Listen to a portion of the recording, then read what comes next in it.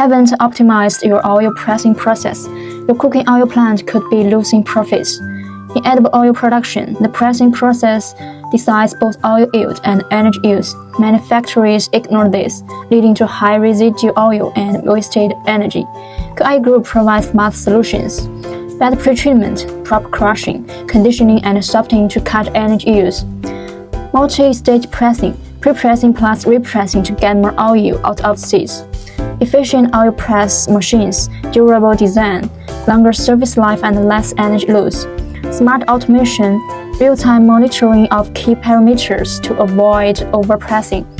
With these upgrades, edible oil plants can cut energy use by 5 to 8% and boost profits. QIE Group has delivered turnkey projects across Asia, Africa, and Europe, offering one-stop solutions from equipment design to training, helping edible oil plants achieve efficient and sustainable production.